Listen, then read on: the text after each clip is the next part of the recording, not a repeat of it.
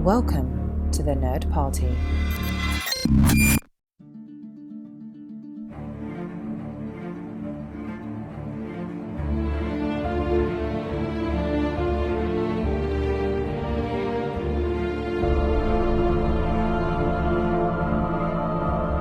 Hello and welcome to another episode of Missing Frames. This is the podcast where we watch all of the movies we should have seen by this point in our lives. I'm your host, Sean Eastridge. We're hanging out on the Nerd Party Network, a collection of podcasts dedicated to all things entertainment. Make sure you're checking us out on thenerdparty.com and follow us all over the socials at Join Nerd Party on Twitter and just the Nerd Party on Instagram, Facebook, all that stuff. So joining me, first time in the official Missing Frames capacity, one of my absolute favorite writers, one of the great writers, currently writing Infernal Hulk, writer of the War World saga of Superman, Batman, and Robin, and the upcoming Midnight Spider-Man. We got Phillip Kennedy Johnson here. Phillip, welcome to your first official Missing Frames episode. Thank you, brother. I'm honored. Good to see you. Good to see you too. Last time we hung out here, it was celebrating Superman last year, but we're like geeking out about some Guillermo del Toro, and I was like, we got to get you on an actual episode. So we are going to be doing a Del Toro movie neither of us has seen, which is his latest, Frankenstein. This is excellent timing, man. I'm in my horror phase. Like I'm doing my horror Hulk book, about to do my horror Spider-Man book. So this is a good time. Del Toro is one of my very favorite filmmakers, if not my favorite. I mean, gun to my head, I think my favorite movie of all time is probably Pan's Labyrinth. And there's so other movies that are, you know, so much like it in tone and scope and all that. So I'm super stoked about this one. I have a couple questions for you. So first of all, you mentioned you're in your horror phase right now. I feel like you are kind of like becoming the horror guy in comic books, which is funny because like I was introduced to your work through the War World saga. So I think of you as like, oh, Superman, epic fantasy sci-fi, but I've read your horror stuff and obviously I love that too. How does it feel? Are you okay with that label of like being kind of put into the horror bucket? Well, this is kind of the books that are coming out at this moment. I do try to at least keep an eye on what the perception of my writing is at this moment. I mean, there was a time when all I was doing was creator owned. And then for a while I was doing an awful lot of short stories, the big two, I was kind of dipping my toe in. And then I kind of took my eye off the creator owned ball and I started doing like strictly superhero stuff for a bit. And that led to Superman. And now I'm doing all the spooky books. So I do need to be mindful of that because I don't want people to think just to forget about my earlier work and think this is all that I do. I don't want that. Right. But the problem is already kind of solving itself though. I am doing a creator owned book right now that's going to come out next year. Oh, nice. Okay. And that's not really, it's got like some haunting qualities, but it's not remotely a horror book really. And I'm doing a little comedy short story for Marvel right now. This is really fun. And I'm doing another proper superhero book. So I'm doing a big mix of stuff. Like when I was doing my my Alien run, and I just finished up The Last God, which is kind of an epic fantasy horror book. I got an opportunity to write James Bond, and it felt important to take it because I wanted to show people that I could do something else. I got to check out your James Bond stuff because I'm sure that's fantastic. So good, adding it to the list. Thanks. Yeah, it was another. I had something I wanted to say about like just the nature of patriotism right now and patriotism versus capitalism and what it means to be a patriot in this particular era in human history. And of course for Bond it's all Britain, but it's like they're very similar. I don't know, he's not himself a patriot, but but when the chips are down he's for England. Anyway, we're here to talk about Del Toro, though.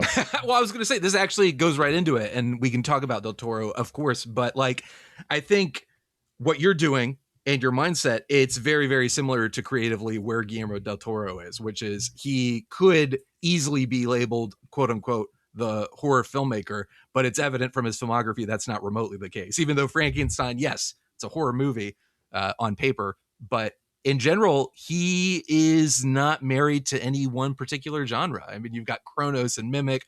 Those are horror movies, but then we get into Devil's Backbone, we get into Blade 2, and suddenly he's doing insane, crazy comic book movies, doing Hellboy. So it's like he's got a vibe to him, but he's also like, he probably holds, I think he said in interviews, like, I don't see a differentiation between like high art and low art. I don't see I made Pan's Labyrinth, but like Pacific Rim means as much to me in that world. Kaiju Right. and like these giant mechs punching giant monsters, that means as much to me as these like smaller, more like thoughtful, intricate storytelling. So I feel like you've got that vibe. So I think there is a connection there.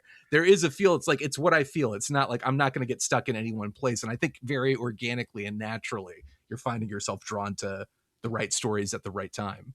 Thanks. Yeah, I'm glad you brought up Pacific Rim. When I first heard about that movie coming out with him attached, I was like, "What?" That didn't make any sense to me at all. I mean, of course, I knew about Mimic and Blade 2 and all that, but I don't know, for whatever reason, Pacific Rim did not fit my vision of him at that moment. But then it became clear that, yeah, what you said, he just so loves film and storytelling and art, and he doesn't really care about the classifications of it, and that Yeah. really shows up in his work. You can kind of say the same. I mean, he's obviously a completely different kind of storyteller, but you can say the same of Tarantino, where he loves all movies, not just the good ones. you Yes, know, exactly. you know what I mean? It's a little different for Del Toro because Del Toro is, he blends, like, you can tell his love for fairy tales and folklore and mythology and straight up horror stories or monster stories, but also just, man, the way he blends beauty with the grotesque Yeah. and love and grief and just the bleak elements with the beautiful moments. He just has such contrast in his movies. The same ways he's all about the contrast of bright and dark and color and drabness. Yeah. The emotional contrast is there as well. Yeah.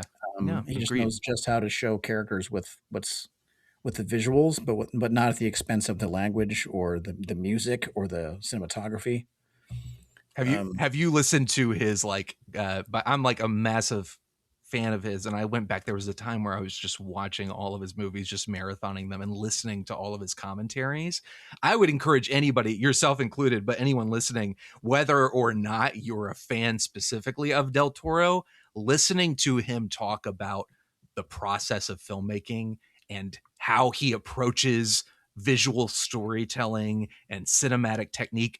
It is some of the best just behind the scenes. I could listen to talk about filmmaking all day. So encourage I everybody feel the to same do way. that. Yeah. I need to seek out more of that stuff. I have watched a lot of his movies with commentary. I've also seen him just interviews or podcasts or talking about his favorite Criterion movies. Or I swear, any time he speaks about film in particular, I just feel like I feel myself getting stronger as a storyteller just by hearing what he's saying. I have such respect for that guy. It reminds you some of my favorite filmmakers. Like anytime I'm in a slump or feeling like aimless, I'll just put on whether it's Guillermo del Toro or another filmmaker, just listening to them talk about cinema and the passion, like they believe in it. Like I remember his Oscar speech, I was so happy for him, but just like him being on that stage and saying like, I believe in cinema, and he means it. It's not just like a pull quote we can put at the top of an article. Like he means that, and you feel Oh, it. I know. And that love, seeing great artists, passion for that, yourself included, seeing you and the passion you have for what you do. It's very exciting and very inspiring. Yeah, man. It's not just what he believes; it's what he knows. Like it's just he has such depth of knowledge. Just listening to him talk about like color narrative as it relates to film, like stuff that I whenever hear him speak, I just feel the need to educate myself further. Yes. It's like, man, I just don't know enough. Like I need It's to. so good. It's There's so so good. many things that I've heard him speak so eloquently about film, and all those same elements that he knows would help me so much even just as a writer, even without actually building the visuals myself. I need to be better, like a more educated part of that process. He just inspires me, not just with his passion and instincts and skill, but also just his knowledge and everything that he knows about the art form. Do you remember the first film of his you saw that made you a fan? Like, what was the point where you went from like, this guy's pretty cool to like, wait a second, I think this is a kindred spirit. Like, I think this is a guy whose filmography I want to follow actively and get involved in. When I first saw his movies, I was not yet in comics at all, and I didn't really I didn't really consider myself a storyteller except in the context of music, which is not the same really. So I was there's a narrative element of music too, but it's not the same as actually crafting a story with, you know, 3 act structure and plot beats and all that. Right. And at the time I was just strictly a musician. I mean, it would have been one of his more blockbustery things. It might have been Hellboy 1, it might have been Mimic probably. I'm guessing it was either Blade 2 or Mimic is probably what I saw first. I don't know which one. It was And Blade 2 for me. I mean, I remember the quality of that film, but I would not at the time have been paying enough attention to be like, oh my God, this filmmaker, like, I got to know who the cinematographer was. I got to know who the director was. Right. You know, that came later. And that was, again, just the exposure to people who just knew a lot more than me. People who just, like, I was, at the time, I was just on the road playing in a road band, and there was another guy in the band that was a huge cinephile. He just carried around, at the time, this box of, like, DVDs. And he would just pick through them all tour, and then he'd loan a lot of them out to friends and stuff. Because everyone just like watched stuff on their computers on the road. And he had some Del Toro movies among many others. But then I remember the first one that really made a huge impression on me was Hellboy. By then I probably would have been, what year did that come out? It was 2004. Okay, so I would have probably been, that would have been just before I really got like properly back into comics, I guess. But around that same time, I was discovering Mike Mignola's work. So within a couple of years of each other, I saw that movie and I read the Hellboy books. And I still kind of associate those guys with each other. Yeah. Like I understand they're different people, but that was a perfect marriage. Like really, God, like two creators, like they were speaking each other's language. Completely. I can't imagine. Yeah, I have such respect for both those guys. I love the way that Mignola incorporates folklore and mysticism and mythology and history and, like, you know, into his work.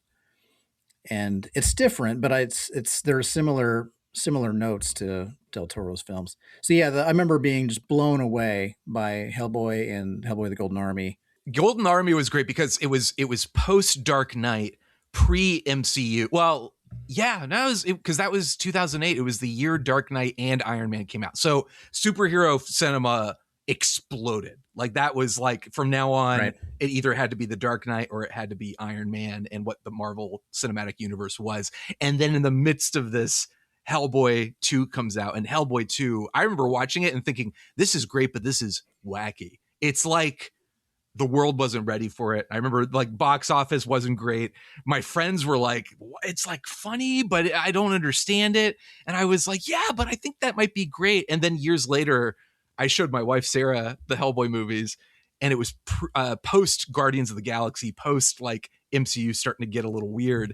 And I was like, dude, Del Toro totally forecast this. And like, just like that willingness to say, like, a comic book movie doesn't have to be like either strictly an origin story or like incredibly dark and grim and serious. It can get weird and wacky in a way that, like, yeah, I wasn't ready for at the time, but in retrospect, I was like, this is the best. I definitely preferred the darker take of the first one, like with, you know, Rasputin and the, you know, whatever his name was, the Nazis, you know, surgery addicts with the sword and all that, like an Abe Sapien and all that. Like God, it was so incredible. But so I love those movies. I really did. But then I think when I saw Pan's Labyrinth, that's when I was like, I love you, and I will follow you, whatever else you do.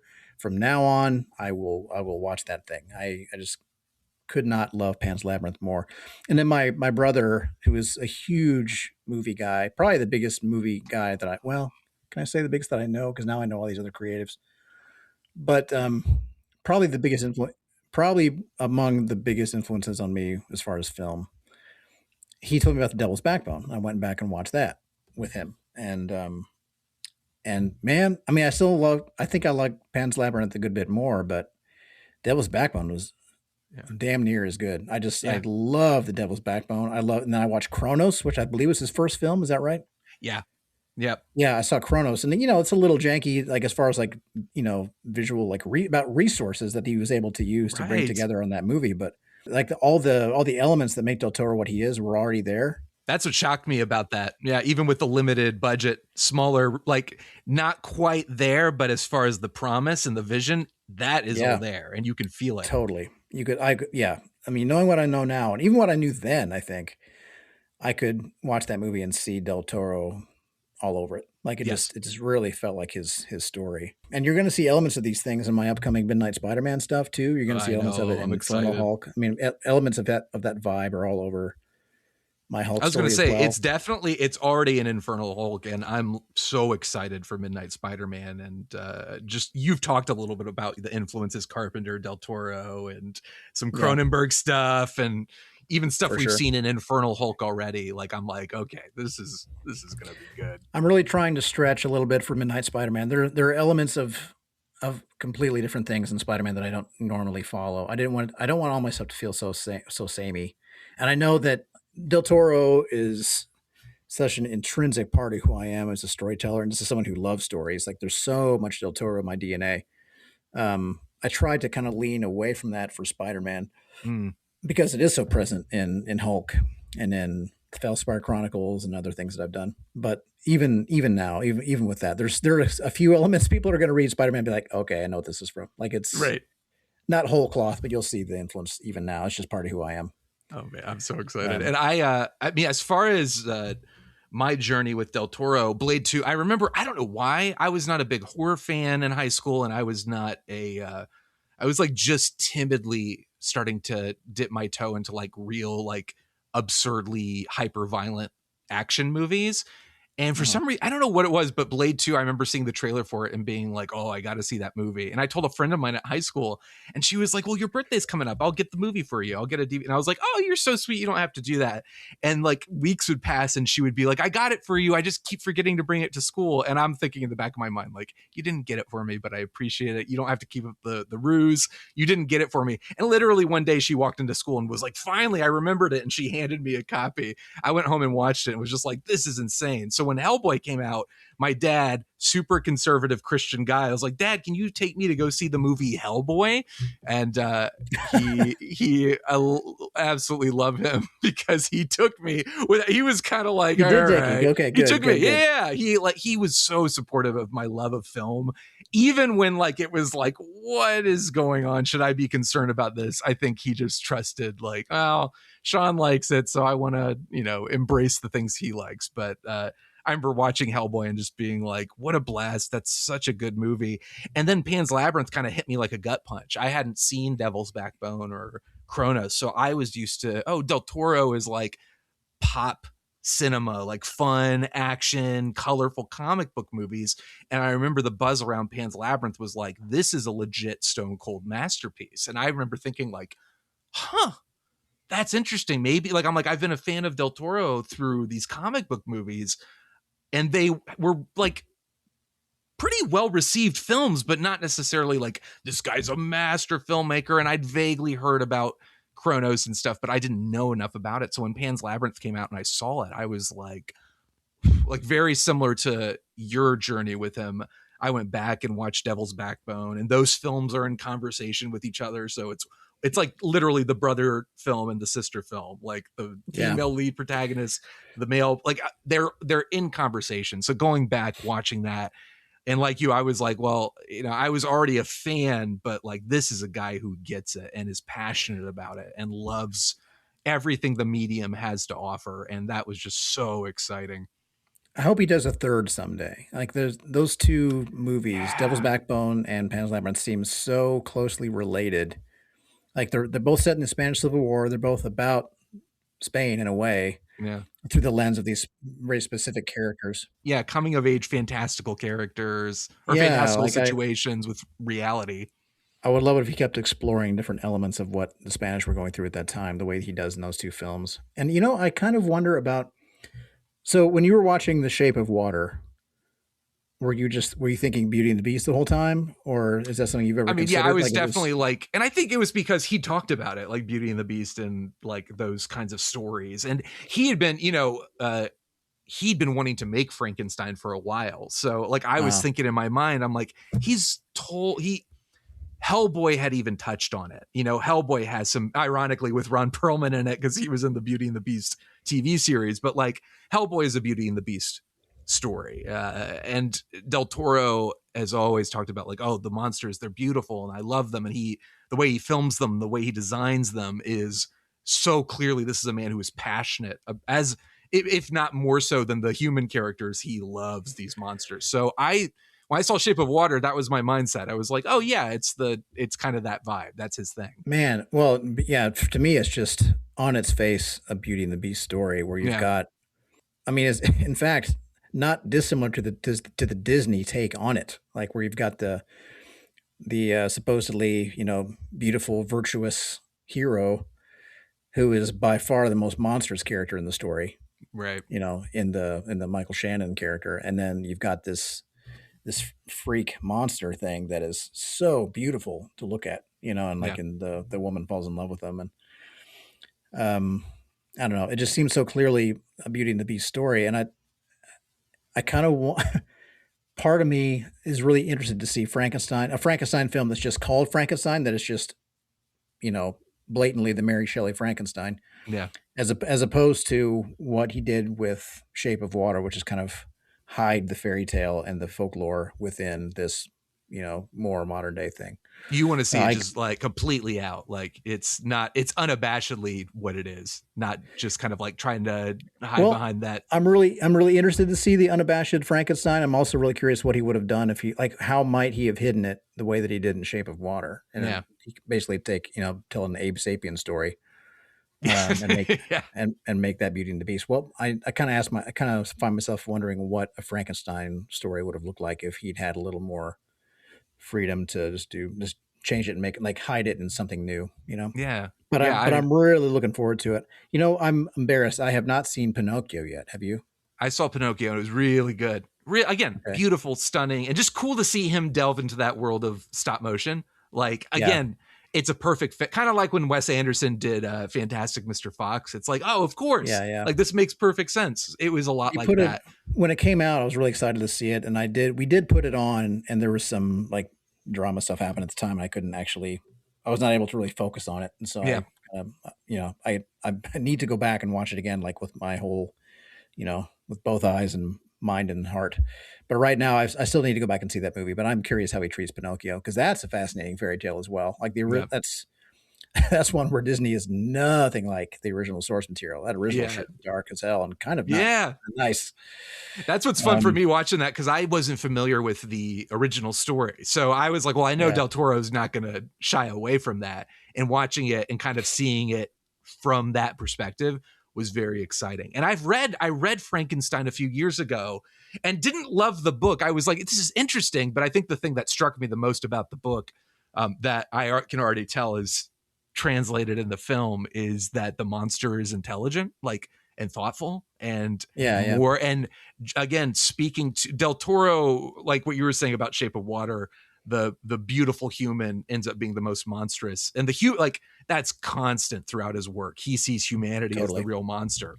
And I think that is all over Frankenstein. Like, that idea is in there. Like, the monster is monstrous, but like, what about Victor, the guy who created the monster? Right. Who's this? And that was such a Del Toro concept. Exactly. So I was like, this is really interesting. And then hearing that Del Toro was finally going to get to do it, I was like, well, that makes perfect sense. So the only ones I haven't seen, I didn't see Nightmare Alley. And you said you watched part of that as well, right? I watched most of it. I got to a point where I could not continue because I saw where it was going, and it was deeply sad. I found it really, really sad. And it was the rise and fall of this guy.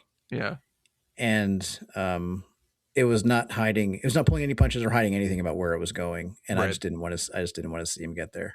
Yeah, so fair enough. It just kind of broke my heart. I feel like people don't talk about either. Like, people like Nightmare Alley is one that people aren't necessarily like, oh, Del Toro, my favorite movie, Nightmare Alley. I'm sure somebody out there would say so, but like, I don't feel like people talk about that one as much. I mean, it's incredible. It's just so fucking sad. I mean, Willem Dafoe's in it. He's amazing. Bradley Oh, Cooper is love him. amazing. Love him. Everybody that's in it is great. The whole thing is perfectly cast. There's all these really heart wrenching characters and characterizations in it.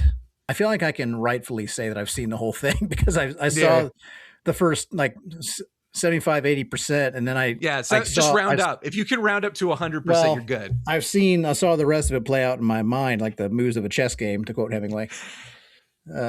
So yeah, I feel like I didn't miss a thing. No, you're good. Someday I'll watch that one too. But these are the two I haven't seen. And Frankenstein, of It's course, amazing. I do recommend it. I have the Criterion release. There's like an extended director's cut that's all in black and white. That Del Toro was like, that's the version to watch, and now I have that copy. Hearing that guy talk about color and black and white and contrast, man, he thinks about every frame, like the contrast of light and dark, and how that changes with the addition of color. He just thinks about color so much, like telling the story through color alone, like without dialogue or the acting, like just using the color as the storytelling vehicle. And that's why I encourage people, like, going back, like even Pacific Rim, a movie that feels like it's just fun, it's punching and it's action. Like, you watch the commentary and he's like, when this main character was a little girl, her parents were killed by a monster and the monster's blood is blue. And now she has a blue stripe in her hair that is a representation of them. And I'm just like, this guy's a genius. I love this. And it's like simple stuff, but it's stuff that it's like, it's not even pretentious. It's like this guy just loves storytelling and knows the effectiveness of like when you can convey this and what's unique about conveying it cinematically, how that affects storytelling and how it can manipulate an audience, but also how it enriches the story. So it's wonderful to hear him talk. And like, I've been wanting to watch Frankenstein for a while. Everyone I know who's seen it has really connected to it. And there's also a part of me that's like, I'm very curious because there is sometimes you're kind of like, it's interesting talking with you about it because characters like Superman, like Spider-Man, like the Hulk, as a fan of those, in some way, if I were ever in a position where it's like, hey, do you want to write a Superman story? Immediately I would be like, well, hell yeah. But also there would be that part of me that's like, oh no, like now I have to, am I ready for this? And there's a part of me that's like, Del Toro, he's made so many masterpieces, but Frankenstein is something that for him is almost untouchable. And I'm curious about that for him and wanted to ask you too, like, as a creator approaching these characters that you love, that you've grown up with and have so much affection for, just like putting yourself in that mindset of like adapting material that you have such love and affection for, the like the intimidation of that, the stress of that, and going into Frankenstein and kind of thinking about Del Toro's mindset with that, just like what your thoughts are. I don't know why, but I never really feel the intimidation factor the way that people talk about it. And I don't know why that is, because I'm definitely an overthinker at times. I'm no stranger to anxiety. But when I get a chance to take a swing at one of these characters, I mean, there are times when I'm not feeling it, but when I feel like I'm not ready or I don't know the character well enough, I find somebody who does, and I talk to them about it. The first swing that I took at DC Comics on like the first time I was given an assignment that I had no say in. Well, I guess technically they'd given me Aquaman already, but they asked me to do a one issue inventory issue on Batgirl, and I was like, what makes Batgirl different than the other Gotham characters? And I didn't really know her well enough, and I spoke to a couple of writers and a couple of editors that really knew the Barbara Gordon character extremely well. And I got some really good advice. And then that was enough to kind of get me rolling on figuring out the story. Like when I got the ones that were like, I really cared about from the get-go, where I was like, this is the honor of a lifetime because of how I loved them as a child, were Superman and Batman. Yeah. And now Spider-Man. And for those, I just knew right away what I would do. Right. And I never really felt the anxiety of like, am I going to get this right? For the Batman one, I already had kind of had one in mind that I was just ready to go with. For the Superman one, I relied on the context of where I was jumping into the run at, like the fact that Bendis had kept them so much in the Daily Planet, and it was all about those characters, and everyone's feeling so humanized and flawed at that moment. it felt like it was time to put him in a, you know, space opera, like a Right. huge, larger than life, crazy space epic, Spartacus in space. Spider-Man was kind of driven by current events, and also driven by just by what the midnight line is. But it was tricky. The tricky part about that was, how do I tell? It still has to be Spider-Man under there. Yeah. Like, I can't just make a movie about, Jeff Goldblum from The Fly. It still has to be Peter Parker. Right. And that's tricky because this story is going to be horrifying. Yeah. So how do Yeah. you do a story like that with Peter Parker, where it's still him, where you still have that power and responsibility mantra, where you've got the can't but must kind of thing that drives him. Yeah. Like, the thing I always really love about Peter Parker is that he's kind of not up to it, but he's always a little bit underpowered, but he just finds a way to get it done at the expense of Peter Parker. Yeah. Spider-Man wins, you know. So, like, those things, getting that done through the horror lens was tricky. Oh, it's gonna be I, so good. I'm excited. I remember hearing Robert Eggers talk about Nosferatu, kind of like how, like, that was kind of his white whale. Like, he really wanted to do a Nosferatu story, like, to a retelling of that.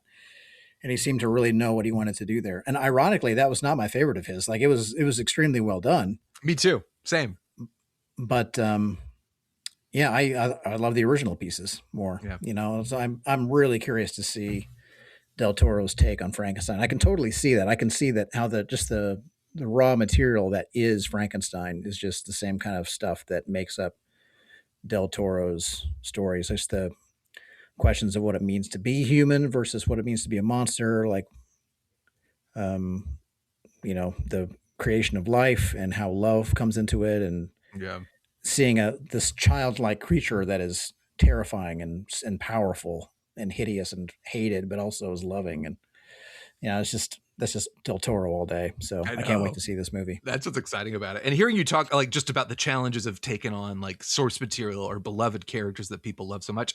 I mean, honestly, I think it just comes down to, like, your connection to that character. Like, it's like, you can be fearful, or you can say, I love this so much that, like, that love is going to come through when I tell this story. That's kind of, like, I think maybe the hurdle. And you'll always have your insecurities. You'll always have your, like, but it's not enough to overpower the love and the, like, no, Yeah. you know what? I know exactly what I love about this character, and that is going to just channel through. That's kind of it. Yeah. Like, Yeah. when I was brought on board to do the Superman stuff, I'm like, I have always wanted to see Christopher Reeve Superman, but in the context of just, Gladiator. universe threatening dark stuff. Yeah. Well, yeah. Just up against legit terrifying things. Yes. Yeah. Like I always loved those early movies best when the bad guys were legit scary. Yeah. I want to see the Christopher Reeve, like, arms crossed across the chest, like, determined, I can't let you do this kind of thing in the face of something, like, huge and terrifying and really scary. So being able to do that was just a dream come true. And Batman, I wanted to see him.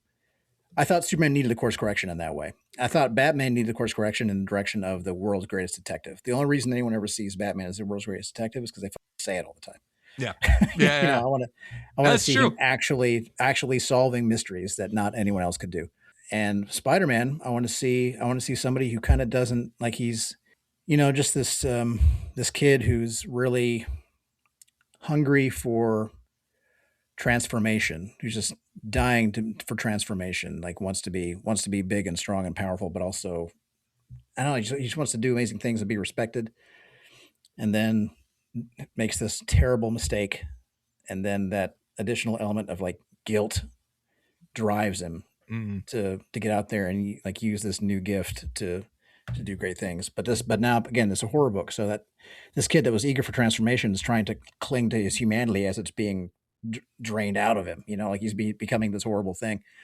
There's this, if you'll allow me one spoiler, like, in the very first few pages in the book, he recounts this story from his childhood, in which his dad tells him the story. Like, his dad tells him, power makes monsters. Like, the stronger something is, the more monsters it becomes. And that is kind of the life's blood of the story. That's the thing that kind of keeps moving forward. Instead of power responsibility from the jump, it's power makes monsters. So if you seek power, do so at your peril. You know, you can. Right. Oh, that's interesting. Yeah. You know, if you want to become powerful, you can, but it'll make you a monster. So beware. And to me, that just feels relevant. You know, like with all the Epstein class shit and just the vibe. Everything happening in this day and age. I mean, it's the same thing with Superman seeing, and especially, you know, we had James Gunn's movie last year, just seeing like, again, the example of, you know, you could have all that power and not be a terrible person. Like maybe just do the right thing. You know, I need to believe that. I need to believe that you can have great power and not be corrupted. Exactly. So that's the same. It's a weirdly similar message in Midnight Spider-Man. Like power makes monsters every time. So are you going to be the exception? Can you be the exception to that rule? Can you be powerful and not let the monster side of you take over? I'm excited. Well, usually, so the before part of the episode, we try to predict what the plot of the movie is, or whoever hasn't seen it tries to predict, but we kind of know what the plot of Frankenstein is. So there's not really a point. So I guess, what do you think? Did you read the book? Have you read the Mary Shelley book? Yeah. I honestly can't, like, I'm trying to think, but I think what I'm most excited to see in the film, maybe we'll do that. The thing that I'm most excited to see is that more humanized portrayal, and especially through somebody like Del Toro, kind of channeled through his lens, because he has so much empathy for the monsters. And just speaking in terms of like power and monsters, again, his constant mantra is the statement that he keeps coming back to is, it's like, the monsters aren't the problem, we're the problem. This is the real threat, is us. And just being mindful of that. But what are you looking forward to? God, this sounds so basic, but I love Del Toro's visual language. I love the way that I love the visuals that he uses to tell his stories. I love the way that everything is scary and beautiful at the same time. And I just want to see how he relates that to the Frankenstein story. I've been very careful to kind of avoid any spoilers or images of the movie or anything. I don't really know what Frankenstein with a monster fully looks like. Oh, you're so smart. And I got completely spoiled. It was like all over my Instagram feed. I'm going to predict that he's probably strangely beautiful. Because that's kind of how it, you know, like, I don't know how to break it to you, Phillip, but clearly a monster, but also jacked and like strangely beautiful at the same time. Jacob Elordi, so you kind of... is it him? I didn't even know that. All right, nothing. No, don't say anything else. Damn it. All right. Well, yeah, no. I think I'm very curious and very excited. So hilarious. I just ruined it. I ruined it. We basically watched the whole movie. It's just funny. Like, we're watching this after that other show, just Euphoria just ended and all this. I swear I see that dude's name 10 times a day right now. It's hilarious that it's him. I haven't seen him in anything, so I'm excited to everyone. Well, I won't say anything else. So, all right. Well, neither of us have seen it. We're about to watch it, and then we will be back to discuss it. So stay tuned. Let's do this.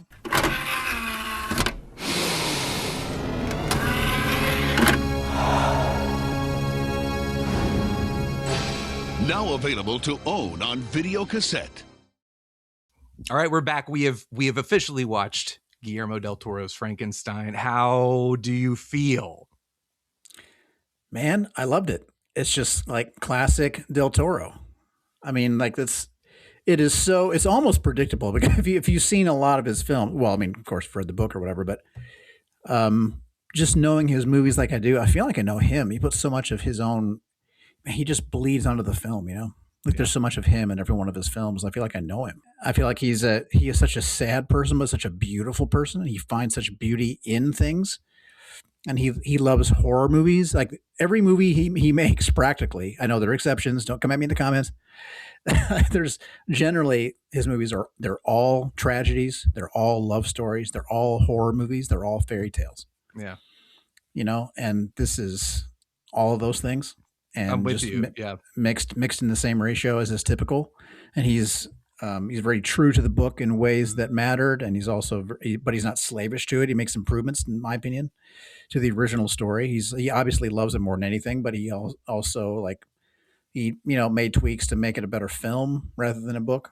And I liked it a lot, man.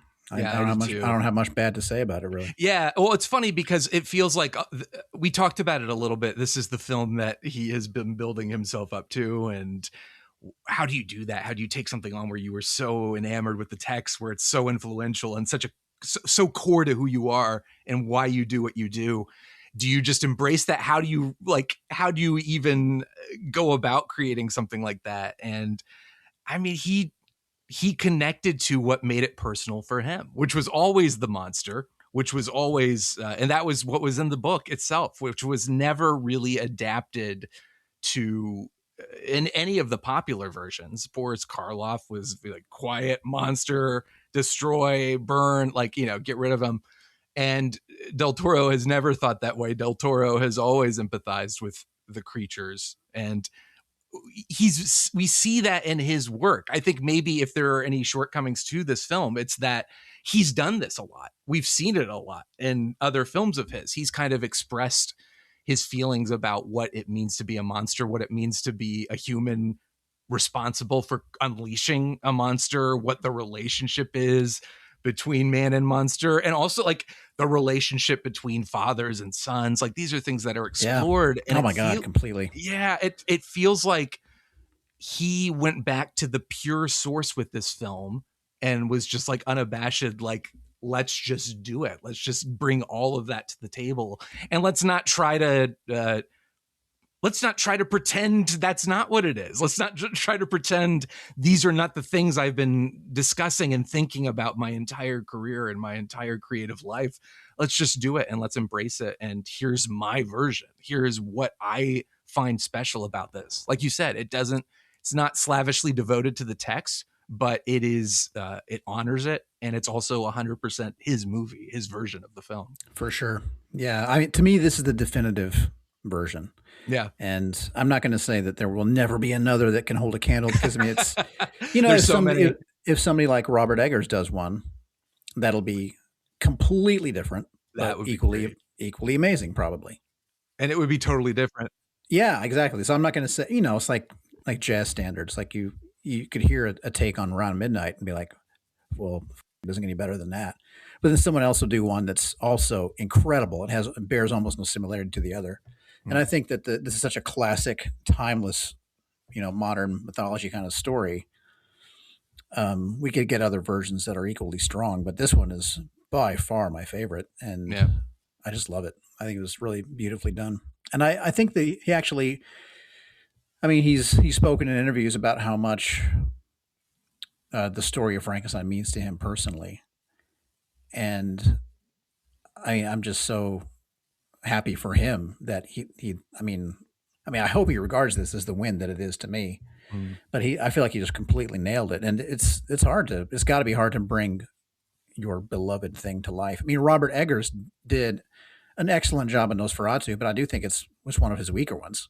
I mean, that is reportedly one that he always spoke to him. Like he has always wanted to do a remake of Nosferatu, and it turned out great, but I don't know that it's a movie I'm going to seek out over and over again necessarily. And I think that other movies like The Witch and The Lighthouse and things like that are much stronger.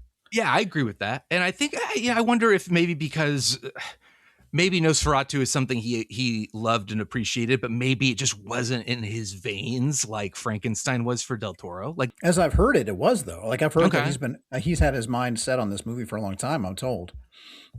This was kind of his white whale is how I understand it. Interesting. Yeah. Not to say it was a failure by any means. It was still super good, but I don't think it was the resounding success creatively that this Frankenstein was. So I don't know. It's interesting to compare to the two. What doesn't work about Nosferatu, you think, that works better for Frankenstein? Is it just maybe Guillermo del Toro he's made, I don't know, 10 films? He's older. Robert Eggers is younger, and that's his fourth, fifth feature. So is it like getting super ambitious right from the get-go and being like, I'm just going to go for it? There's nothing really wrong with that. But it's also like, maybe it does come with that experience. Maybe you do have to get to a point where you've lived that life. You've pondered this text a little bit longer. I don't know. I don't know what it was that didn't sell it for me. Talking about Nosferatu now. Again, it was good. It really was. If that was the first movie I'd ever seen by Eggers, I'd be like, I'm going to look out for this guy's stuff. But for me, he is one of the great filmmakers. Like Del Toro and Eggers both are probably, damn man, they might be my top two. I just think they're amazing, both of them. Yeah. If there's anything, I mean, this is complete like armchair, quarterback. That's what it's for. I mean, making a movie is an impossibly complicated task. So I don't know. I don't think anything went wrong per se. I just think that maybe he was just kind of shackled by the original story, because it is a remake, and I know he loved it. So I maybe just a little too. Maybe just honored it a little too completely, I guess. Yeah, a little bit. And I mean, what's incredible about both of these filmmakers, they're writing their own scripts, they're directing it, they are wholly in charge of their vision. Like they are from script to screen is what you're seeing. And man, I'm dying to see Werewolf. I know that's going to be great. And like, I don't know what Del Toro's next project is. I know it's going to be stop motion, but like, I know that he talked about Pinocchio was before this, which was stop animation, and Frankenstein. The two of them were kind of like, he saw them as two sides of the same coin, like just the idea of them. It's a father creating a son, and they go off in different directions, but they're both about the son being kind of a freakish thing. Like, is it an unholy thing? Like, what have you wrought upon the world? What have I done? Is this right? Is this wrong? And with Frankenstein, it's much more tragic results than Pinocchio. But yeah, I was so impressed with Frankenstein in that there are no villains at all. Yeah. I mean, you can say who's the monster, blah blah. Like obviously, like this, the one that everyone regards as the monster is actually quite beautiful, as is with all Del Toro's films. The one, excuse me, the one that everyone's kind of afraid of and throws stuff at and kicks out and shoots and all that. Like it's the beautiful thing that's being mistreated. But the most monstrous character in this is Victor, of course, but even he is very sympathetic. Like you see, he wasn't just born bad either. And he's never like truly like completely bad. He's just broken and selfish and just the hubris. Yeah. Like he's just driven by the loss of his mom and the way his dad treated him. And like just got drunk on his own brilliance. Yeah. He's like, oh, you can't defeat death. You watch this. Yeah. Yeah. And he does it at all costs. And then as soon as he made the thing, he's like, oh crap. Like, I guess I'll chain you in the cellar. I don't know. Like he's like, there's that beautiful voiceover where he just talks about like, there was nothing, like I did it and it was not what, like I achieved the thing and I didn't think about what was after. Yeah. Like it wasn't fun anymore. Yeah. Like he did the thing and it's like, well, crap, now I can actually keep this thing. And he just puts it out of his mind and out of his eyesight. And just, that's the most tragic part. It's like, well, crap, now I have to actually do this. And it does feel like that is quite a statement about fatherhood. We all know a lot of parents that way. Like it's, you got to have the nuclear family, got to have the good paying job, you got to have the car that looks like this, got to have the picket fence and blah, blah, blah. How much of it is just because it's expected? How much of it did you actually really want? What do you do when you get it? Yeah. But Victor is such a tragic figure. Yeah. Well, it's also like, what happens when the son is a disappointment? We see the son becomes the father becomes the son, to quote Superman. Yeah. When he's trying to get him to talk and he's like, oh my God, look at this awesome thing that I made. Can you say other words too? Yeah. And then when he can't, he's like, oh no, you're kind of stupid actually. Yeah. And he's like, well, then you're worthless. I see, like, there's nothing of value here. And I'm curious, Del Toro's talked a little bit about his difficult childhood.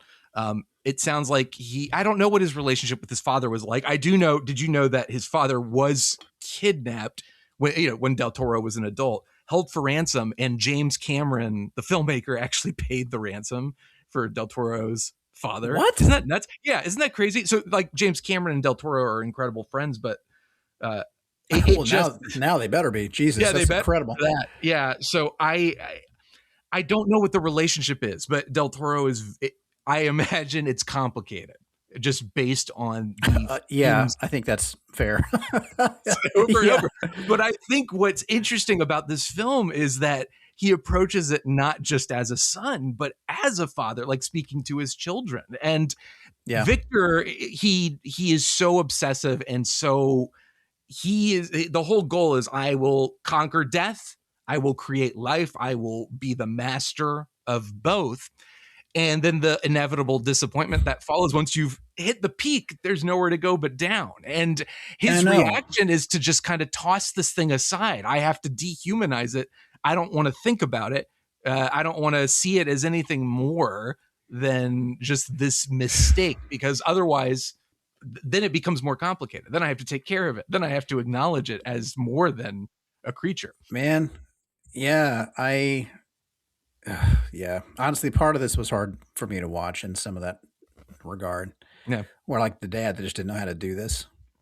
That's kind of what I'm used to. And it was hard to watch. I feel like if you take the original Mary Shelley book from 200 years ago and just, overlay it with this film and find the differences between them, that that middle number is Del Toro's life. I feel like he just put so much of himself into this. Like I feel like he was saying so many beautiful, thoughtful, but tragic things about about the human experience, about his own human experience.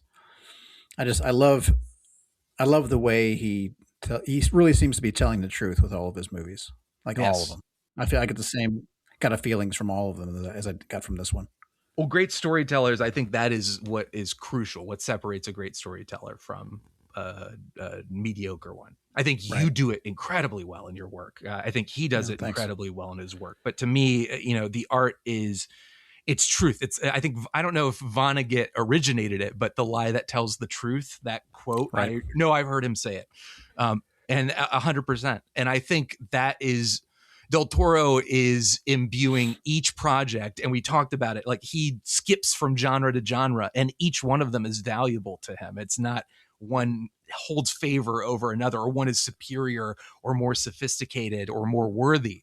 They're all worthy, and it's all about what story do I need to tell? What do I need to get out of my system? And how can I use this particular area, these visuals, these kinds of stories, whether it's more fantastical, more sci-fi, more horror, more action oriented, how is this serving the theme? How is this serving what I need to get off my chest? You feel that a lot in Frankenstein. And I think what happens, you see when you admire a filmmaker, you can always tell when they are losing it a little bit, when they don't have much to say. And sometimes it's not because of them. Sometimes it's just natural. Sometimes it just happens.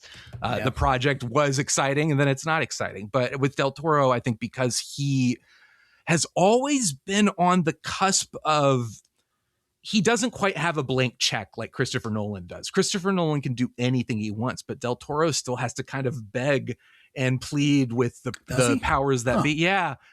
Frankenstein, I think, for all the doomsaying about Netflix and what it's doing to cinema, like that's a whole other conversation. But I will say this, Netflix, between Del Toro, between Scorsese, they are funding massive productions for great filmmakers. Alfonso Cuarón's another one who comes to mind with like Roma and things like that. Yeah, dude's amazing.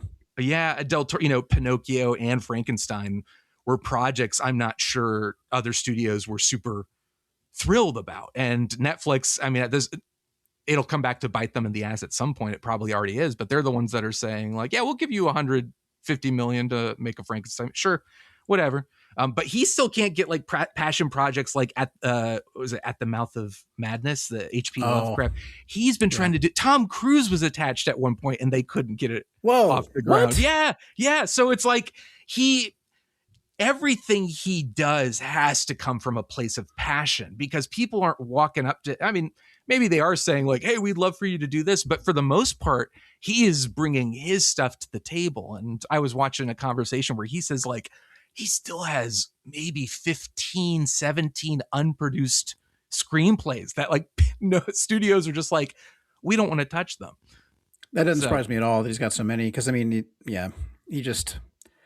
really admire how he just puts himself on the screen with everything, and I'm certain he's just constantly producing, whether it be live action or film, or if you were to write a comic or a novel or whatever you wanted to, I'd read it. It doesn't surprise me at all that he's written so many. I know that he's got. At some point, I remember seeing like just interview after interview after interview in which he was talking about something that he wanted to make, and everything he mentioned was different. I was like, damn, he's got quite the backlog. Yeah. Like if he's gonna have to be, he better be an actual vampire himself to get all this done, because there's so many things. I mean, that back then, but some of those things he said back then have come to pass. I mean, I don't know that I heard him mention Frankenstein, but he mentioned Pinocchio. Yeah. And I something feel like else. Crimson Peak was one I feel like he had been talking about. Yeah. Right. So like, what's nice is, I mean, he has the credibility. He's won the Oscar. Like, he is seen as a great filmmaker, but it's amazing that even then, I guess it's just a matter of some of the films haven't made big bucks, like big money, like what you would want. And he is unconventional in terms of what he does. He's wholly himself. That's what's beautiful about him, is he is, even a film like Pacific Rim, which, like, quote unquote, a sellout film because it's a big monsters fighting robots. Like, it's not a sellout film. It's totally him. It's all him. And it's what he loves. So he is writing. I admit, do you remember what he did before that one? What was the movie before that? I think Crimson Peak was either right before or right after. So it was Pan's Labyrinth, Hellboy 2. It felt like a director's jail movie. You know what I mean? It does a little bit. In his filmography, I feel like that and Blade 2 kind of fall into this category of, like, I enjoy them a lot, but they're interesting in his overarching filmography. He did Mimic. Like, Mimic was his too, right? Yeah. Well, Mimic was also, like, man, there's a whole story behind that where it was just completely messed with, just a disaster. Like, in terms of, it's a fascinating definitely look it up. But I will. Watching this was a complete pleasure. I was embarrassed I hadn't already seen it. It just kind of speaks to how swamped I've been that I haven't got around to it, but I'm really glad we did this. So the way the film plays out, we start with, and I haven't read the book in years. It's been maybe 2 or 3 years since I've read it. So the book is more, it's kind of saying, like, can man play God and all of that stuff, which the film is interested in, but it's also more interested in, like, the dynamic, the relationship between the father and the son. It's a little bit more. The film is more about the people and the relationships between each of them. Then the book is kind of like, who are we to play God? What hath science wrought? Like that kind of thing. Which is those are undercurrents. Those are here in the film. But how did you enjoy, just in terms of?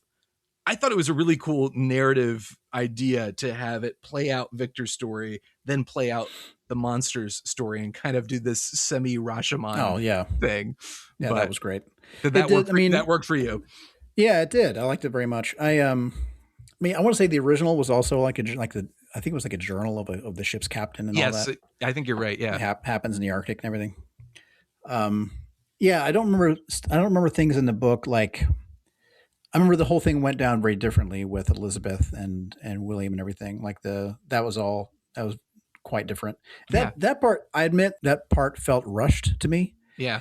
But I didn't mind it because of what it gave us instead. It felt like it's like, oh, we got 25 minutes left. Let's knock out all the relationship shit with the brother and the wife and everything. Because everybody dies. In the book, I think Victor and Elizabeth get married, don't they?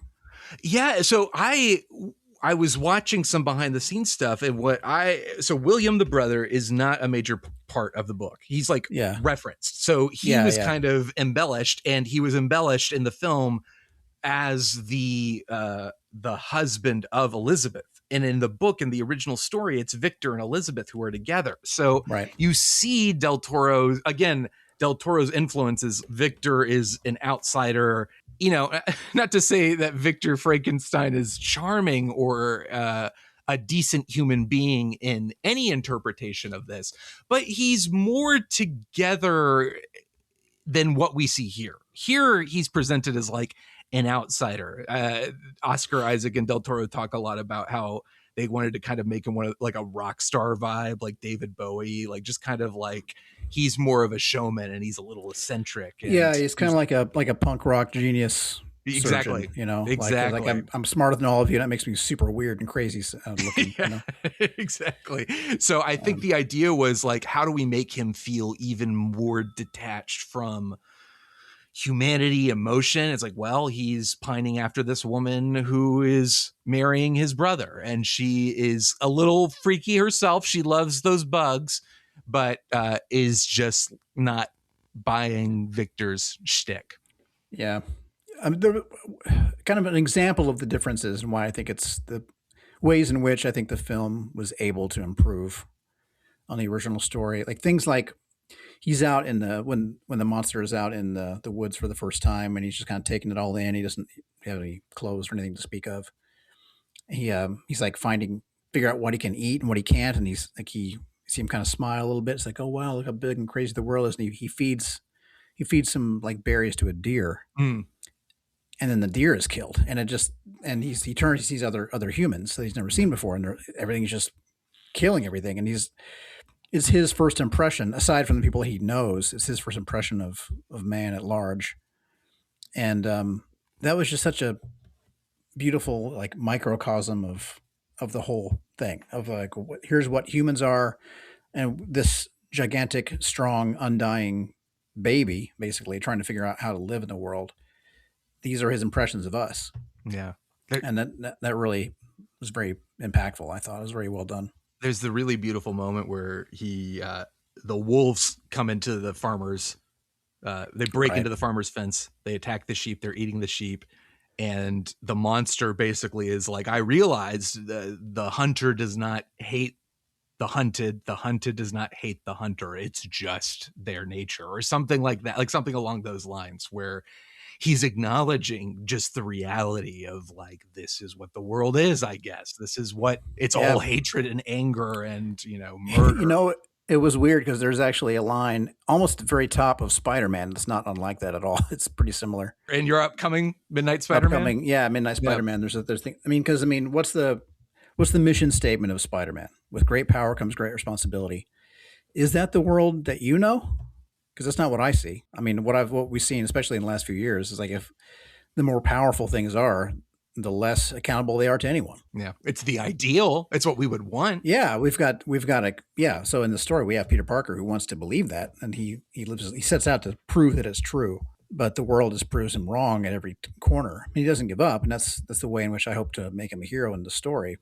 But there's a thing that happens. I don't want to spoil it, but he's talking to somebody there's like a flashback to when he's a kid, and he's like he's talk. Oh God, how can I even tell it without spoiling it? Like it's pretty intrinsic to the story. Well, basically, just the stronger something gets, the more monsters it becomes. Like power makes monsters. Yeah. Yes. And if the thing was just bigger. It's just there's no why. It just did it. Like the one thing killed the other thing because it was bigger, and that's what happens. So it's like this very black and white view of the world. Like, just so you know, this is how the world is, and you kind of see that happening in this movie as well. Yeah, and we see that happen. I mean, when Victor is essentially his whole thing driven as a child to prove that he can out-accomplish his own father by defeating death. He gets the means to do so. Christoph Waltz, who's always wonderful and everything, gives him the funds to do so. And he does. And the way it ends up disconnecting him from his reality. And as we said, like he accomplishes it, he reaches his goal and then feels that emptiness. And I was watching interviews with Del Toro talking about like how Frankenstein was this thing he was building to and reach, like always striving for, and was almost scared to do, not because of a fear, like you were saying, like when I was asking you about like, is there a fear behind like, oh my God, Superman, Batman, like how am I going to do this? And it's like, no, you attack it with love and passion, and you believe like I've got something to say here and it's going to happen. And I think Del Toro felt that way. And I think what scared him and what he's contending with now is it's like, well, Frankenstein is the peak, like literally, like for Victor, it's his peak creating this monster. And Del Toro, his peak was creating Frankenstein the film. Like, wow, I accomplished the big I never thought as a kid that's what made me want to make movies, and now I've done it. And now what? Where do I go? And thankfully he's talked a little bit about how he's processed that as an artist and where it's going to take him. Oh man. He's never going to run out of stories. That guy, like sometimes I'll get questions online about how do you deal with writer's block, and that's just not something I experience. And it seems like most writers don't. And when they think they do, it seems like they're just a little stale on the stuff that they're taking in. Like whenever I have had stories deal with one right now where there's a specific thing I have to write. I'm like, what do I do with this one shot, or what do I do with this miniseries? And what you don't do is just sit on your hands and try to grow a tree from nothing. Right. You don't run around and say like, I have writer's block, therefore I'm not writing at all.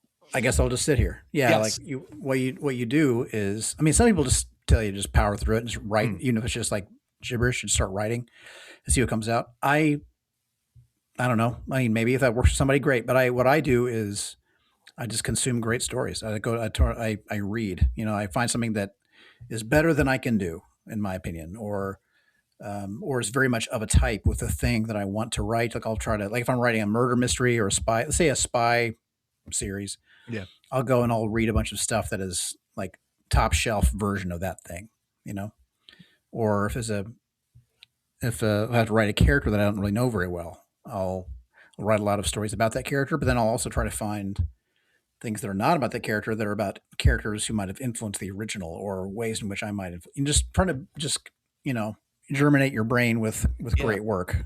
Well, that is the incredible thing about great story. Art will beget art. Great art begets great art. It inspires. And Del Toro he just knows so many damn movies and books, and like he knows so much. He's never, that garden will never go barren. No. Like he will always have ideas. He's just made of story. Hitting that peak is not necessarily something to be afraid of. It's something to like you've done it and now keep going. Like, what do you do after that? You keep going. Like every great artist, so many great artists, you think like, all right, you've hit your peak and you're done. And it's like, I can think of so many that I admire and love that have proved the theory wrong, that you've done the thing and now it's over. It's like, no, they're going to keep going and you're going to keep creating, and it's going to, I mean, as a comics writer, I've been mindful of something like that too, where if you go over and read, if you read a lot of the work of a single person, like if say you want to read everything that Jack Kirby, whoever ever did, typically you will see that they're just putting out so much work on a daily, weekly, monthly basis for so many years, they can get quite repetitive, and that is something to be afraid of, I guess. I was kind of thinking about my Hulk run. I've been on Hulk for, coming up on 4 years. Like this, and it's all been in service of one story arc that we've been doing this whole time.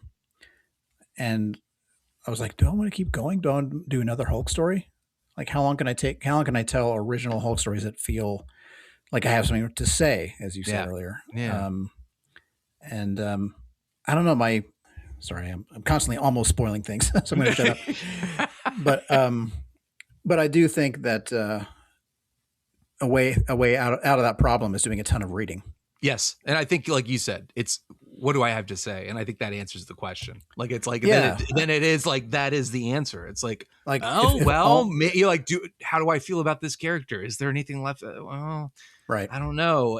But then sometimes you find yourself saying, well, what about, okay, all right. And then you find the passion for it, and you find it ultimately comes down to, and this is again what I love about Del Toro as a filmmaker, is you're not overwhelmed by the material itself. You're saying, what do I bring to the table? Ultimately, what I love about it is going to come out. If I have passion for it, if I have love for the story I want to tell, if I have an obsession with the characters, the text, whatever it is I'm adapting, or the original story I'm telling, it's going to channel into the product. And then you don't have to be fearful of what it is and the sacredness of the text or the character that you're taking on. Right. It's what spoke to me, what is personal to me. And that is going to be what makes it exciting and unique and special. For Midnight Spider-Man, the artist C. Tronk, who's drawn the book, is heavily manga influenced. And as I was kind of taking in his work, I was just trying to figure out my way in, because I've not written a lot. I've not read a lot of manga. Like, it just doesn't speak to me really. Yeah.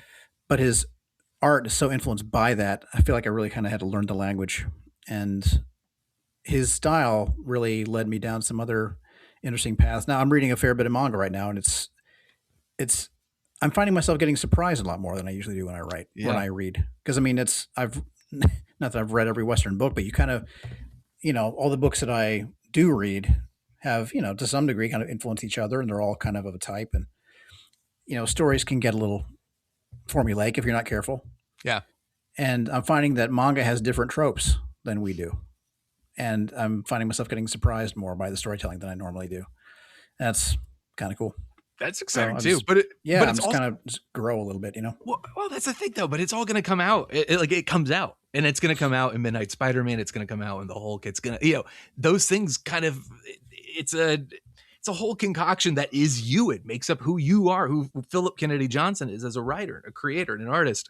It's the same thing with Del Toro. All these influences, the stuff he talks about, the stuff he loves, and the way it comes out, it's incredible. And I think the love he has, his love of monsters, I think, came from a childhood fear of them, and essentially an acceptance of like, well, as long as these guys are going to be around, I might as well just learn to love them and accept them. And from that point on, just like he embraced it and made it happen. And then his whole career has been about celebrating the monster. And do you like, I mean, especially like reading the Hulk, and I absolutely love where you're going with the Infernal Hulk and what you did with Incredible Hulk. Do you feel do you feel watching what Del Toro is doing and what he has to say, and even like what he did in Frankenstein, like what is speaking to you in terms of like what you're currently doing with Infernal Hulk, and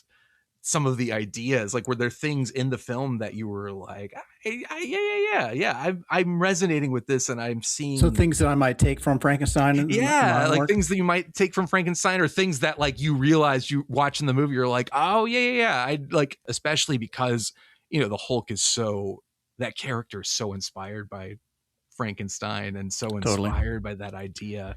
Like, what are some parallels you think in the story being told here and what you're doing? Things that I would like to take from this film for my own work, I would say, just a reminder of how impactful, in between the crazy monstrous gory action, or the big crazy set pieces and all those, just how impactful the little moments, like slow paced out moments, are with the deer, where he's like having they're not afraid of him. He feeds one.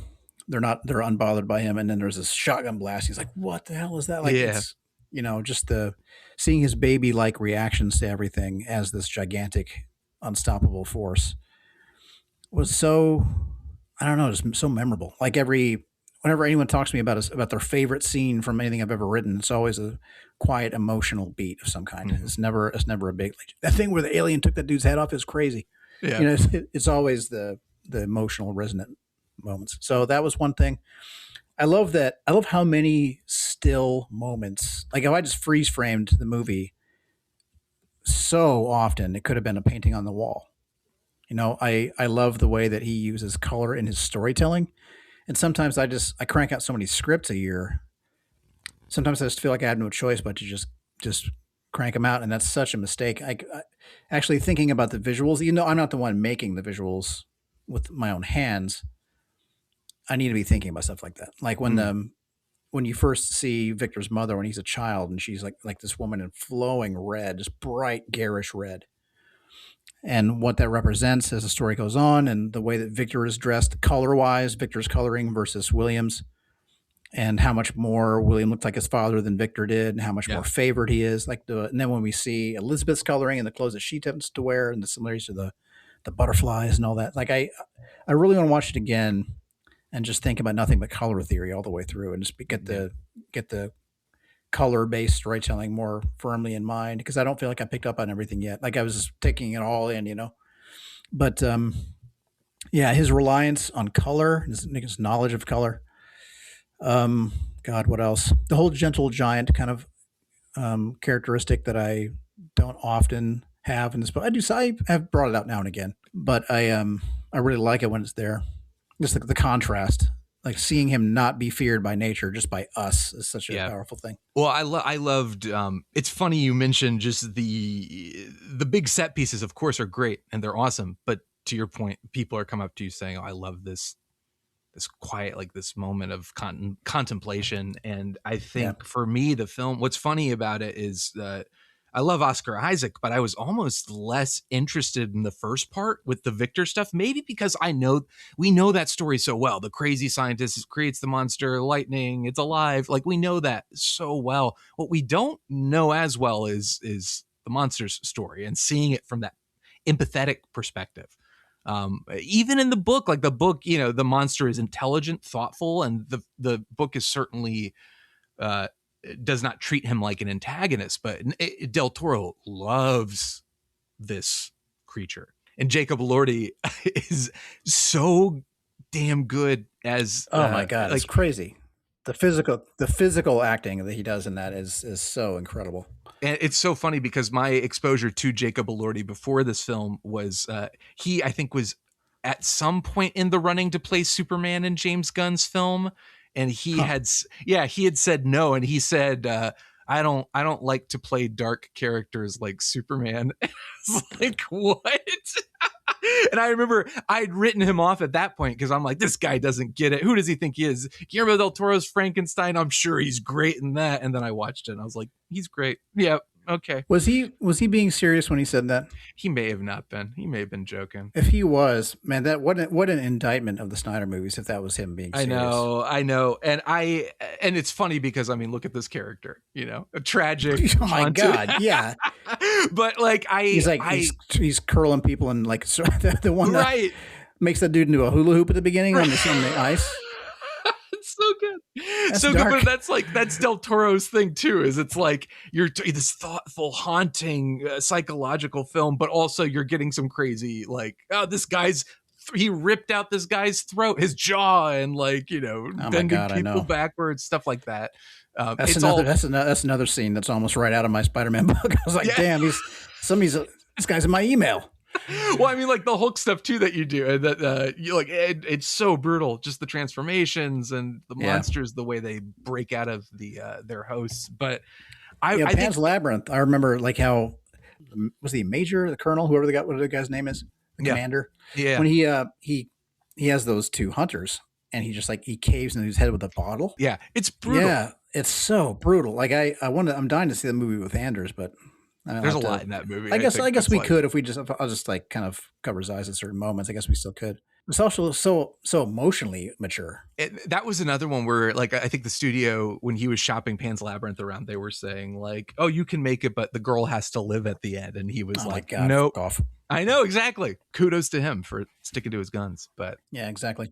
I think what was most surprising to me about this movie was that going into it as somebody who was like, how dare you say such horrible things about my Superman, Jacob Elordi, and then coming out of it being like, I love you, you're the best. Can I give you a hug? You need a hug. You nailed it. I don't know what it was. I think maybe the conventional storytelling of the first half and the sense of like, I've seen a lot of these beats with the obsessive scientist before. I wasn't as enthralled as I was with the second half of the film and just the monster. And there was a part of me that's like, I don't know if I want this to be a different film, but I almost wish we were with the monster more. I understand what Del Toro was trying to do and how the stories run parallel, where it's like the cycles of violence and what a father inflicts upon a son and like what he's trying to do by telling their stories. But there was a part of me that felt less, not engaged, but less enthralled or involved in the first part of the story. It got rolling slowly, and I think that having the having the scene at the very beginning on the ice and all that was well chosen. Yes, give you a little taste to keep you in the seats, But because then it's childhood stuff. But man, I do think that was crucially important just to see where he came from, his relationships with his parents individually, and his brother and all that. It just made him so much more understandable and sympathetic later, even while he's making horrible decisions or being incredibly selfish or egotistical. You get him. And like, it's, no matter how flawed somebody is, if you know them your whole life, like a family member or a best friend, like even if they're super fucked up, if you know all the reasons why, you still have no choice but to love them, Yeah, exactly. So I think showing the stuff at the beginning with the family it seemed slow at the time, but it was so important, and I'm glad it was done. And they did throw in little interesting things to keep it engaging. Yeah, for sure. Another big departure is the ending itself, I think, with the monster and Victor. Essentially, the conclusion, the climax of their story and their relationship. How did you feel about it? I really, really love the idea that rage and anger and this familial tension and hatred can be resolved by a willingness to forgive, to admit fault, and then be willing to forgive at the same time. It's actually a very beautiful way to end this story that is not it's not inherent to what this material typically has done. I think that's a really beautiful thing and a really beautiful worldview that I think Del Toro is espousing here, to say like the anger and the rage and the generational trauma can only be healed through forgiveness and love. I found it really, really moving. Me too. I thought it was very well done. And again, I feel like it comes from his own life. I don't know if it's something that happened or if it's something that he wished had happened. Yeah. You know, but it's it was a beautiful moment, extremely well done. And honestly, it kind of spoke to the character of both the main characters, and I thought it was consistent with because I mean, I still don't think the Victor was ever like evil. No. He's just super fucked up, like we all are, you know. Yeah, I think it spoke. It was true to their characters that they established throughout the movie. Like they were both, that Victor was willing to say I'm sorry and like please forgive me, and like I did this all wrong and please just get out there and live. What else are you going to do anyway? Yeah. And for the monster to listen, and I don't know, it was all beautifully done and very much in keeping with all Del Toro's work. It was the line, I think the monster says, maybe now we can both be human, like where we can both become human. Like Victor becomes human in death, and through his willingness to live, now they have both accomplished what they wanted. Yeah, exactly. He lets Victor lays down his own monstrosity, and yes. Yeah, it's a lovely, lovely thing. Anything else that really stood out, or things that lessons to take as far as storytelling goes? Well, actually, I was thinking back to something you said about the Pan's Labyrinth thing, where they was like, you got to make sure the girl lives at the end. She kind of does, and the thing about that movie that's so great is, well, one of the many things is that you can kind of have your own ending at the end. Yeah, it's asking you what happens. Yeah, like there's a take in which the girl made up the entire experience as her own way of dealing with crazy trauma and stress and grief, and she makes up this whole fairyland thing to make herself feel safe and wanted and loved and all that. Like and she tragically is killed by this monster. Yeah. Or there's a version in which it's all true. Yeah. And then she's where she belongs in the land of fairy with her true family who loved her. Yeah. And I had this conversation with somebody on a tour bus in my old gig. He was just like, "No, what do you mean? No, she's 100% dead." Like, okay, that's your interpretation. Sure. I'm telling you, there's a long list of cues for either side of this debate. Like what happens to the girl? Yeah, like he's letting you choose. Like if you want to be beaten down with the despair of this whole story, it's there for you. But if you want to feel hopeful and like enriched by the beautiful ending and the girl that finally ends up where she belongs, that is also there. I agree. And I feel like it's obviously Frankenstein is nothing like that, but I do think that Del Toro in his usual way kind of threw us a rope and let us feel moved rather than bleak about how the whole thing ends. Yeah, the whole thing is kind of driven by this rage and anger, and the film is this third act, fourth act, or whatever it is. So it's just like them chasing each other. Like, are they going to just eternally chase each other and torture each other and try to murder and blow each other up with dynamite? And it's just, it's a beautiful way to end that story, just as like for them to just be like, we let go of that. And I think the Pan's Labyrinth thing, almost the parallel there is how it is the audience reaction. It is like, what do you take from Frankenstein's asking for forgiveness to be absolved, and the monster indulging that. Like there, I can see people coming out of that and saying like, oh, come on. Like that guy, he tried to murder you, tried to kill you. It says a lot about a person when they say like Pan's Labyrinth, the girl's dead. And like you said, everyone's entitled to their interpretation. And I think that's the point. But also it does say a lot about you as a person to just be like, she's dead. There's no magic in this world. And it's Right. like, okay. I think what Del Toro is saying is almost a little bit deeper. He's almost saying both live. There is no right or wrong answer. Like they both live in, like Yeah. they link together. They are part of each other. The girl, she still died. Like, you know, we see her in victory in that moment where she returns to her family and she's praised and she's the princess and taking up the throne. But then Del Toro chooses to sit in that moment of sadness too, because she's still dead. And I think it's the same thing with Frankenstein is we are, it's a beautiful moment, but it is also like, does that forgiveness excuse everything that's happened? And it's like, well, it doesn't have to. They can both live. The rage can be there and the sadness, but it can also be beautiful and like the release of, you know, him looking at the sun and having let go of that pain. Like the two things, they coexist to me.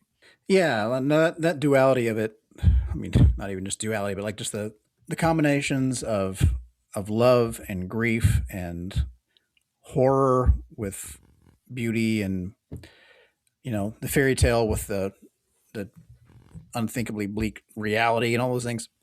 Those are all in his films, man, and it was all on clear display here too. So yeah, I mean, I think I told the guy in that conversation, it was like he made these choices. So I mean, he's enabling this conversation. Yes, like the fact that he didn't just, it's like boom, here's what happens. The fact that he lets, I mean, the way I took it when I watched it for the first time is that the girl lives forever and in this place. But the reason she is able to do that is because she enabled herself to believe these things. Yeah. Like she was someone who could believe in this and could live in a world like that. And that's why she was chosen to move on. And she leaves the rest of us behind in this, where everything is bad and sad. Like she, like this, it just leaves the rebels to look at all the dead bodies and the dead girl and cry. It's like left us behind to mourn while she has this amazing life forever. And like, that's where, you know, we can grieve our own lives while also celebrating hers. And that duality is just so Del Toro. I love that. And there's a great, in the final Harry Potter book, there's the line of like, is this really happening or is it all inside my head? And Dumbledore says, well, of course it's in your head, but why doesn't that mean it's not real? And I think that's something Del Toro, I think, subscribes to, is like, it is happening. Like, even if it is in her head, like that's real. It's real to her and it matters.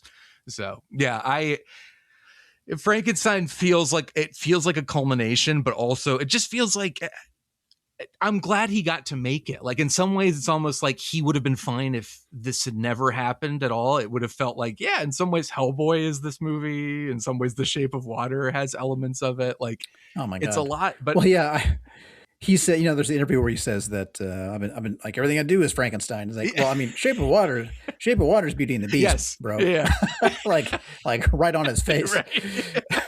So it's like, in some ways, I'm like, it would have been fine if you've made this movie enough already. But I'm glad he did. I'm glad he did. He puts his soul on film every time. Yes. So yeah, I do think that even if we never got this film, we still got to see what he's made of over and over. And it's just it's a beautiful thing. And I love all those films and I'll keep watching them all. Is it too fresh to try to figure out where it would rank for you in the filmography of Del Toro? Like in his oeuvre? Yeah. Like even like where, like if there are like phases where it's like, oh, you know, it kind of falls into the category, or like categories is what I mean. It falls into the category of like, I don't know. I'd probably put it with Pinocchio and Crimson Peak, like right somewhere in there. Where it's above those for me. I mean, Pan's Labyrinth. Gun to my head, Pan's Labyrinth is probably my favorite movie of all time. Yeah. So it's certainly my favorite of his, and I think next is probably Devil's Backbone. That one's amazing too. I think this might be third for me. That's awesome. I really liked it. I mean, I love Kronos. Kronos shows its age a little bit in retrospect. Pacific Rim is cool, but it's not for me. Like I liked it, but it's not my jam exactly. I did like Pinocchio very much. Anyway, yeah, I think it might be my third. Well, man, Hellboy 1 might edge this out. Yeah. I loved Hellboy 1 and 2 both. I'm such a fan of those movies. I think they're spectacular. Yeah, they're great. Yeah. I might pick Hellboy 1 above Frankenstein, but I did like Frankenstein a lot, dude. I thought it was extremely good. It's nice when you have a filmography where you're basically like, I don't know, they're all great. I do think that after Devil's Backbone, like Pan's Labyrinth and Devil's Backbone will probably always be my number 1 and 2. Too. And I guess I'd say Hellboy's probably third, and then Frankenstein. But after that point, it all gets real muddy for me. Like, I love them all, but there's not one that like stands out the way that Pan's Labyrinth does for me. But I really did like this a lot. Yeah, it was really good. We'll do final rankings, or not rankings. We'll do final ratings. So final ratings, scale of 1 to 5, with 5 being the highest, 1 being the lowest. How many? We'll say how many body parts would you assemble in favor of this movie? 4 big ones and one little one. Okay, great. I'll do 4. I'll do the 4 big ones, and then I'm good. Okay. Yeah, 4.5 for me. Perfect. This has been great. Phillip, thanks so much for hanging out. Dude, yeah, man. Dude, of course. Tell the good people, you're doing all kinds of crazy stuff. Tell everybody at home where they can find your stuff, what you're writing, what's coming down the pipeline. Give us the deets. Yeah, I'll do it. So I'm still on Adventures of Superman, Book of L at DC. There's a couple more issues of that to come out. I am writing Infernal Hulk at Marvel. I've recently written other stuff for them like Hell Hunters, Dungeons of Doom. I'm about to start. Well, I'm several issues deep in Midnight Spider-Man, which is about to come out. Got to create our own stuff coming. I'm very excited about. If you want to find me online, you can find me at philipkennedyjohnson.com, or I'm on all the socials. I'm all the prominent stuff under my full name, or sometimes at Philip K. Johnson. Awesome. And I'm at EA Sean Dorman on Twitter and at Sean Dorman on Instagram. And find me on Letterboxd, Sean Dorman05. This has been awesome. Phillip, listen, Guillermo del Toro, one of my favorite filmmakers. You, one of my favorite writers. Like, oh, thanks, man. Absolutely. Combining the two into one super episode. This is the best. So thank you for hanging out. Thanks, brothers. Good to see you. Love to the family, please. Yeah, absolutely. And thank you, everybody, for listening. We will see you at the movies.